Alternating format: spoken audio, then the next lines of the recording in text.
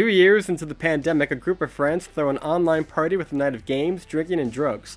After taking an ecstasy pill, things go terribly wrong, and the safety of their home becomes more terrifying than the raging chaos outside. Hey everybody, welcome back to another episode of Burns Reviews. If you're new to the channel, be sure to subscribe, give the video a thumbs up to get more videos just like this. We have early movie reviews, we got Ending Explains on Fridays. We talk movies, so if you like this, be sure to subscribe. We're going to talk about, right now, the new pandemic thriller movie, Safer at Home. Okay, so starting with the positives, because that's the way I always like to do it, always start on the good foot. This movie was pretty engaging. I couldn't say that I found it unwatchable. From scene to scene to scene, I kept kind of leaning closer, going like, how are they going to get out of this? Like, what are they doing? That was a lot of the questions I had throughout the movie. The big one was, well, what are they doing? I wanted them to do different things. I wanted them to be smarter, but like most, I guess, horror movies or thrillers, I wouldn't say this is really a horror movie. The trailer kind of makes it look like it is one. It's more of a thriller, I guess, more of a mystery, more of a suspenseful kind of drama, I guess. But I will say that it was engaging, but probably not in the way that it was intended. So it's not a painful movie to watch. In fact, I found myself kind of pulled into it at certain times. So I can give it that much as far as the positives. It was engaging. Now, going into negatives, there are quite a lot. First of all, this movie is completely convoluted, makes no sense. You will find yourself kind of wanting to yell at the TV because the characters' choices are so convoluted and make no sense. Or as I always say, movies got a movie where you have characters doing things that make no logical sense solely for the purpose of we have to get to the next plot point that the writers have planned out. This movie does that a lot. So, movie's got a movie. The characters are also kind of unlikable. You know, you have like a gay couple. I thought they were my favorite characters in the whole movie. You have like this biracial gay couple who are kind of just like saying this like quirky kind of stuff. And they were kind of likable throughout the entire movie. And even, I guess, like the friends were pretty likable enough. But the two leads, especially the one lead, Evan, very unlikable and made a lot of bad decisions. And for the story that they tell, you know, I don't want to go into spoilers, but it's in the trailer. 6 friends get together to have a Zoom party for Evan's birthday. His girlfriend is pregnant, but he doesn't know it yet. They take some ecstasy. Emotions run high. You know, they have like a bad trip, I guess. And, you know, they have an argument. And Jen ends up on the floor. Her head is bleeding. She's dead.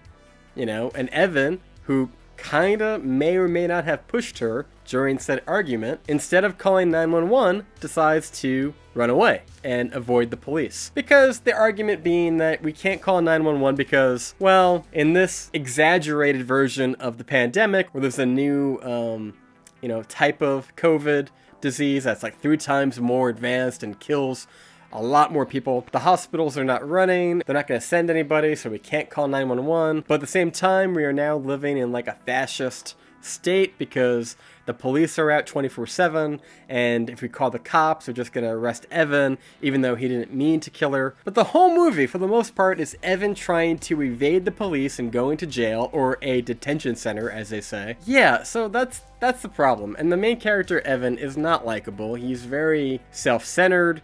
He does things that are moronic, and I just couldn't really cheer for him, I think, the way that the writers intended. The director of this movie is Will Wernick. He did Escape Room, but not the 2019 Escape Room that the trailer might kind of allude to. It's actually a different movie called Escape Room from 2017. And yeah, he doesn't have a great track record. He only has like 2 or 3 movies out. And this movie, it borrows from Cloverfield. It borrows from Songbird, which I did not think was a great movie at all. Nobody did. You know, there's a scene at the end of this movie when all the events that we see on the webcams are done, and for whatever reason, we just flash back 2 years and see all the friends in a happier, better time, much like at the end of Cloverfield, when we get to the end of the tape, and, you know, there's a little bit of tape that wasn't taped over, and we see the characters from an earlier time. We also see a lot of Donald Trump in this movie. He's in the bookends.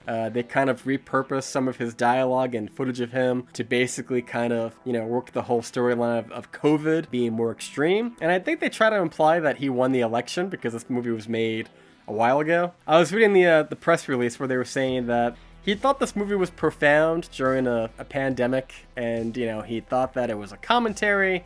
He said that he filmed it or was inspired by the Black Lives Matter and George Floyd and all that kind of stuff. And, you know, I read that before I watched the movie.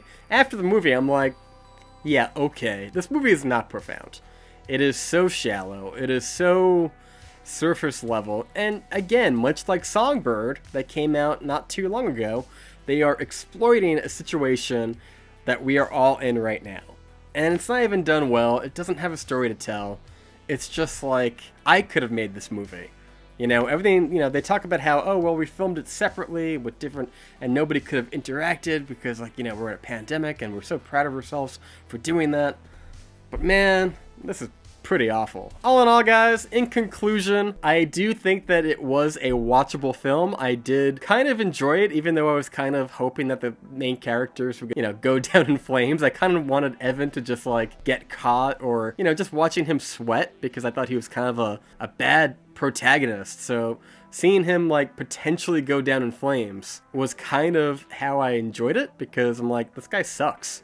So, but that's not what they were intending to do when they made this movie. So, with that said, guys, it's watchable for all the wrong reasons. It's not clever, it's not profound, it is not well acted or directed, and it's pretty cheap and lazy. I would highly recommend, instead of this, go check out, it's called Searching. Much better movie. It's got Katherine Hahn in it as well from WandaVision. And that's a much better movie. I will say this is better than Songbird, but barely, and maybe not even. So, yeah, in conclusion, gonna give it a D. Definitely, I would not pay full price. If it's ever on streaming for free, give it a watch. I think it's a good streaming watch. I can't see anybody paying $20 or anything like that for this movie, because it feels so lazy, so uninspired, and just frankly disappointing. So, but anyway, what do you guys think of you know, Safer at Home? Is this a movie that you even want in 2021 after everything that we've all been through? Is this really something you want to watch? More of the same? More of what we can see by looking out our own windows, only 10 times worse? I don't think any of us want to see that, you know? And even if we did, it's still not a good story. It still doesn't have good characters. It's still flat as hell. But be sure to comment down below if you have seen it or you plan on seeing it. Let me know what you think of this new movie, this new pandemic movie, Safer at Home. And until next time, guys, I've been John. You've been Burned. Thank you so much for watching. We just hit 4,000 subscribers, which is insane. This review I put out, this ending video, got 300 subscribers and 72,000 hits. So thank you for that. Fantastic. This has been great. Can't wait to show you more videos. I got Cherry lined up. We're going to watch the new Tom Holland movie, which is on Apple TV. So stick around. We will be doing that probably in the next 2 days. I have to check the embargo. I think the embargo goes up on Thursday, but as soon as it goes up, I already got the video ready to go. Be sure to stick around, subscribe, and until next time, guys, thank you so much for watching. It has been so awesome this week. I've been John, you've been Burned, and we will see you next time. Also, I should probably just point out, because I'm sure somebody's going to notice, but why are you wearing a hat? You never wear a hat. Well, not to get into it too much, I did shave my head. So yeah, I shaved it 1 year ago. I shaved it again. This time was a little bit different. I unfortunately found out from my dermatologist that I do have a little bit of skin cancer. It's right here, over here somewhere. Where is it? Yeah, right there. You know, I had a mole. It looked kind of funny. They tested it out, and yeah. It looks like I have 2 other ones on my side. I'm waiting to hear back for the results on those, because I got those tested with a biopsy like a week or so later, so I'm still waiting to hear back from them. Turns out I'm gonna have this, like, you know, operated on, because it's technically on my face. They're gonna have to sew it and stitch it and the whole bit. It's been a rough couple days, which was why I probably didn't put out a lot of videos last week. It was just, yeah, Anyway, guys, once again, thank you for helping us get to 4K. It's been a lot of fun talking to you guys in the comment section of all these End and Explain videos, which is kind of why I do them. I love hearing your theories about like Black Bear and Willy's Wonderland and all that kind of stuff. So thank you so much, and I will see you next time.